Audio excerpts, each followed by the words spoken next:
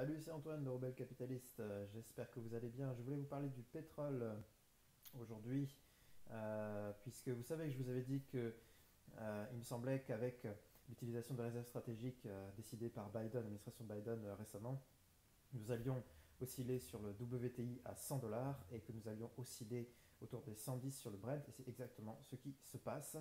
Je regardais les évolutions, disons, à moyen et long terme sur le baril et notamment sur le Brent parce que ça nous intéresse en Europe notamment. Euh, Quand vous voyez l'évolution sur 2 ans, vous avez quand même une progression quasiment rectiligne qui est vraiment très belle avec quelques à-coups, notamment vous avez l'à-coup de fin 2021 à la baisse, et puis vous avez cet à-coup évidemment de février-mars 2022 à la hausse.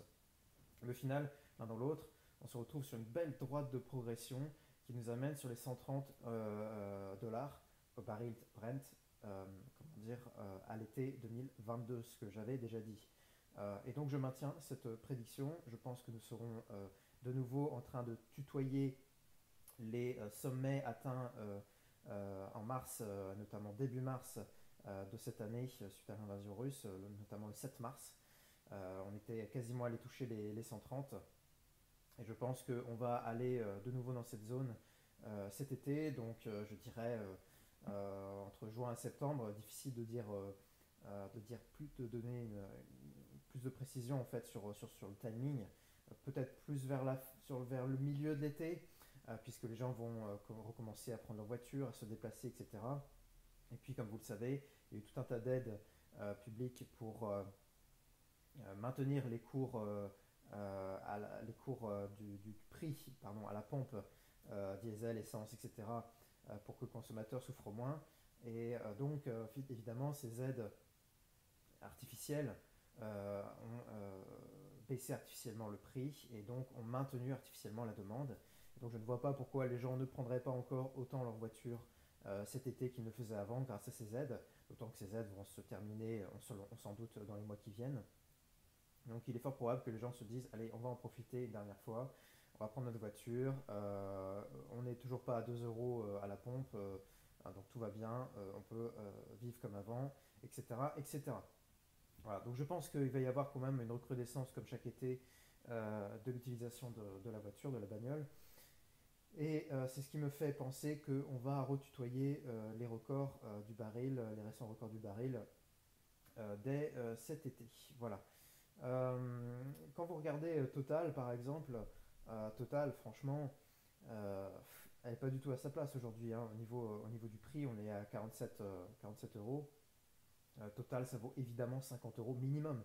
Minimum, vous avez un rendement de dividende de plus de 5%. C'est quand même très solide. Donc je pense que Total, le coût, enfin comment dire, le prix de l'action, le juste prix de l'action, on est plus aux alentours de 55 euros que 47 actuels, hein. Alors évidemment, elle a souffert un petit peu avec ses dépréciations d'actifs en Russie, encore que finalement rien n'est vraiment réglé puisque Total a toujours ses actifs russes. Bon, il me semble qu'on va temporiser et que finalement Total va quand même garder ses actifs russes, hein, en tout cas un certain temps encore, jusqu'à ce que les Russes éventuellement envahissent les pays baltes, hein, et passent à l'étape numéro 2 de leur plan, ce qui pourrait arriver dans les mois qui viennent. En tout cas, il faut déjà qu'ils règlent le problème entre guillemets ukrainien avant de passer à l'étape suivante, selon leur logique. Je dis pas que c'est bien, mais en tout cas, je constate que c'est ça. Donc en attendant, je pense qu'il y a encore une belle marge de progression pour Total.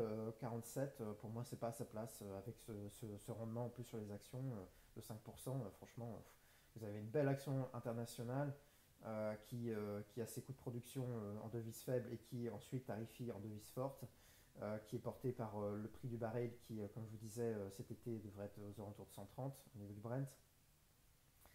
En tout cas sur des records sur Brent et WTI. Donc, franchement, quand vous regardez la courbe de Total, on devrait retutoyer les sommets. Et les sommets de ces dernières années sur Total, c'était 55, 56, 57. Et je pense que la prochaine oscillation pour Total sera de ce côté-là. Voilà, peut-être pas avant cet été non plus, hein, on va encore temporiser en mai-juin. Mais bon, bah voilà, on est déjà début mai, donc ça avance vite. Et je pense qu'on pourrait avoir des mouvements assez importants là-dessus. Toujours sur le pétrole, actualité, Warren Buffett qui a communiqué sur le fait qu'il allait diminuer son pourcentage d'actifs sur les banques. Vous savez qu'il possède des banques de très bonne qualité. Les banques américaines se portent très bien, contrairement aux banques européennes.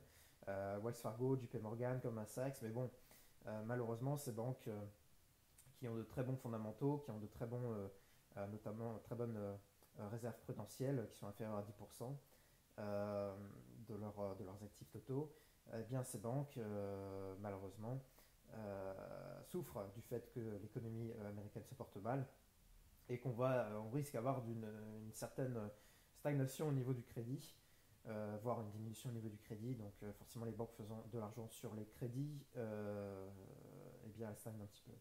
Euh, il a bien profité, je pense, Warren, de ses actifs sur les banques et qui ont très fortement progressé. Alors certes, là, ils ont diminué, mais bon, il n'a pas attendu pour vendre, je pense. Donc il fait partie de cette diminution. Comment dire, JP Morgan a baissé de 26% là récemment. Bon, Goldman Sachs de 22%. Euh, je pense que forcément quand Warren vend des actifs, bah, ça fait baisser les actifs aussi hein, parce qu'il est tellement lourd. Et puis bon voilà, de toute façon les fondamentaux sont là. En effet l'économie américaine va mal, donc les crédits vont aller mal. Et donc il était normal que ça baisse. Donc il a vendu une partie de ses actifs sur les banques, il en garde évidemment. Et pour acheter quoi? Et ça c'est très intéressant, pour acheter Occidental Petroleum et Chevron, qui sont des mastodontes au niveau du pétrole, au niveau de l'exploitation pétrolière. Alors je pense que c'est quelque chose que vous devriez regarder avec attention euh, parce que Warren Buffett est quand même un investisseur value très intéressant. Sur le pétrole, les actifs pétroliers, vous avez des actions comme Prairie Sky, vous avez des actions aussi comme Melcor Developments qui sont assez intéressantes parce que ce ne sont pas des pure players, mais pour Prairie Sky, on est sur comment dire, des redevances, sur des droits de propriété. Et puis sur Melcor Development, vous êtes sur l'immobilier, mais l'immobilier en Alberta. Donc c'est assez intéressant d'avoir ces actions un petit peu, ces petites values, ces petites valeurs value sur le pétrole. Je pense que ça peut faire de bons résultats. Voilà, ça a déjà bien progressé en tout cas. Voilà, je vous laisse. On reparlera régulièrement du pétrole parce que c'est le sang de l'économie, euh, c'est vraiment ce qui dicte la façon dont vont se comporter nos économies. Et je pense que les décisions des sociétés euh, occidentales de maintenir artificiellement bas le prix du pétrole est assez révélatrice de ça, c'est-à-dire que forcément quand le pétrole est haut, eh bien l'économie en pâtit, mais en même temps si vous maintenez artificiellement bas ces prix du pétrole, eh bien vous maintenez la demande euh, haute et une offre finalement qui n'est pas suffisamment payée pour pouvoir être redynamisée avec ces bas prix. Et donc finalement vous aggravez encore le déséquilibre sur ce marché pétrolier. C'est ce qui me fait penser que nous allons aller vers de nouveau plus haut à moyen terme, c'est-à-dire dans quelques mois. Et il ne faut pas du tout exclure le fait qu'on ait une très forte volatilité à la hausse dans un premier temps et ensuite à la baisse. À la hausse, c'est-à-dire qu'on pourrait très bien aller toucher vraiment là, des sommets historiques à 200 dollars euh, peut-être voilà, d'ici fin 2022 ou en 2023. Voilà. Là, c'est difficile à dire, mais c'est pas du tout impossible parce que vous avez un double effet, c'est-à-dire une crise énergétique et en même temps l'inflation. Donc ces deux effets ont tendance à renforcer le prix du baril. En tout cas, je suis très fortement pondéré sur l'énergie. Au moins un tiers de mon portefeuille est sur l'énergie, le pétrole notamment. Et je vous engage à en faire de même. Voilà, très bonne journée. Au revoir.